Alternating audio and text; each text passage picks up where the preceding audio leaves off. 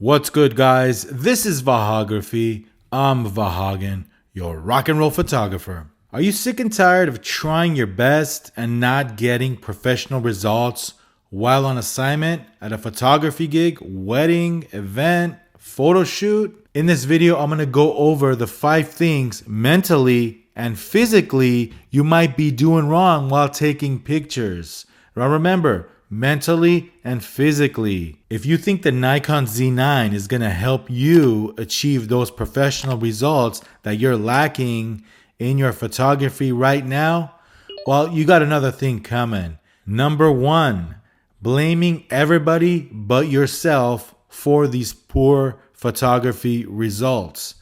How many times you go out and you blame everybody but yourself? It's somebody else's fault that you didn't get the shot. It's somebody else's fault that you're late. The priest got in the way. The videographer got in the way. We didn't have that much time to shoot. That's why I couldn't get the results. How many times do you blame others? The most important thing you can do as a photographer is take responsibility. Don't blame everybody else. Don't blame the florist. Don't blame the priest, the videographer. Don't blame the bride that you didn't have enough time to shoot. You don't do that. It's always somebody else's fault, right, guys? Now, granted, it can be their fault, but what you want to do is take initiative and say, you know what? I'm going to try to improve this situation. What can I do to improve? Take some initiative, take responsibility, and improve from there. Number 2, how many of you are guilty of this? Let's say you're at a wedding and you're just chilling, kicking back, and just waiting for somebody else to direct you what to do. Either you're a main shooter or a second photographer. You're just waiting and you're not doing anything. You're just waiting for the main guy to direct you on what to do. How about you take initiative and, create something yourself? How about you get involved more? How many times I've seen second shooters or other videographers, other photographers just not care. If you don't care, the Z9 is not going to help you. You need to care. You need to get involved. You need to stay active during the day. Or even the bride and groom. Let's say this is your first, let's say this is your gig and everybody's looking at you for guidance. Are you more of a leader or are you more of a follower? This can drastically affect the pictures that you produce that day for your clients. Okay, it's not all about cameras and lenses. It has to do with how active you are during the day. Are you taking initiative? Or are you just waiting for somebody to tell you, hey, go do this, go do that?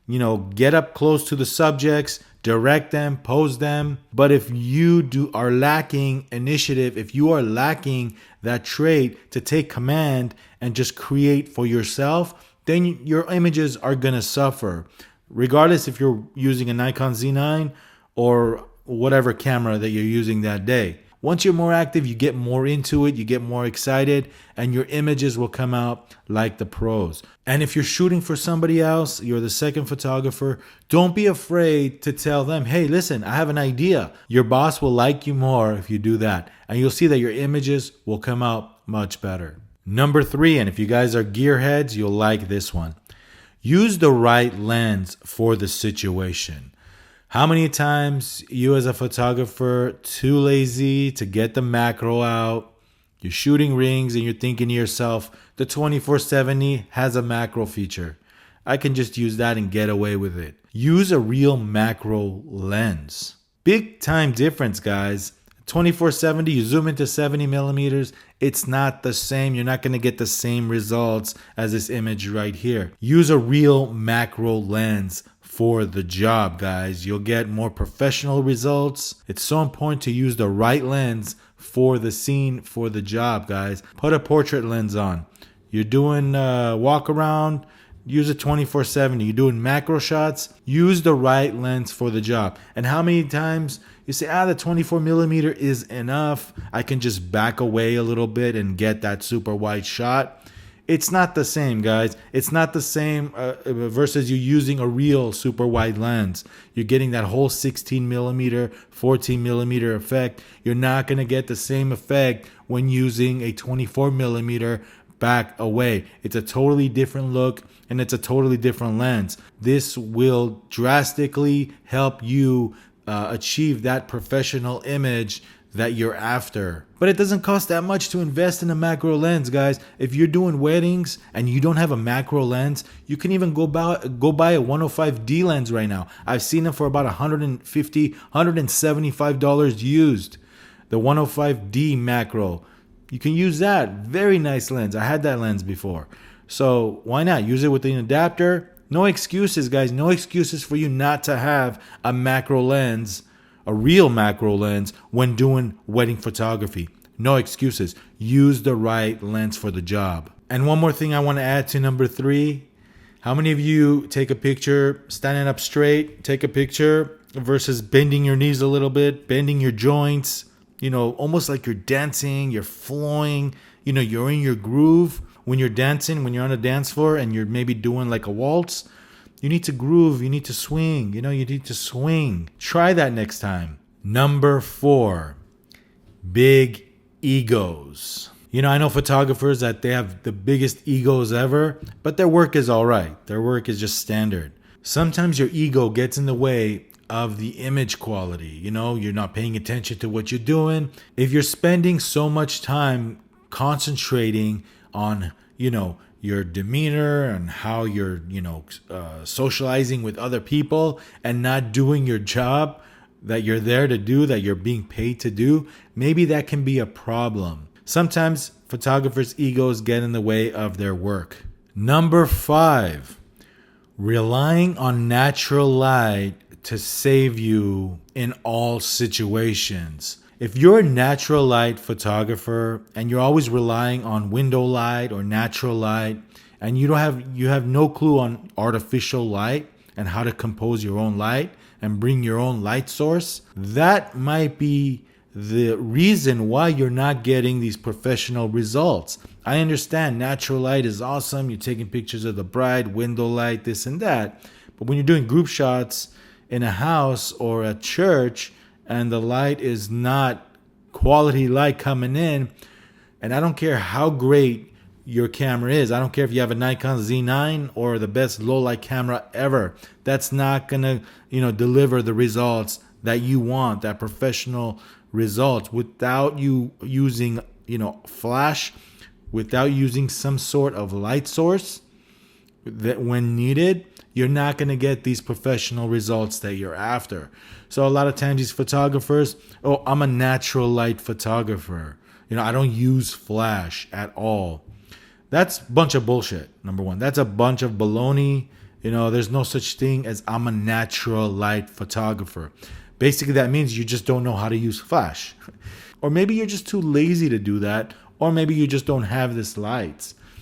I have different types of light source. I have flashes, I have LEDs at all times ready at my disposal. But don't rely on natural light. How many times you show up to a bride's hotel and the quality of light is just not there?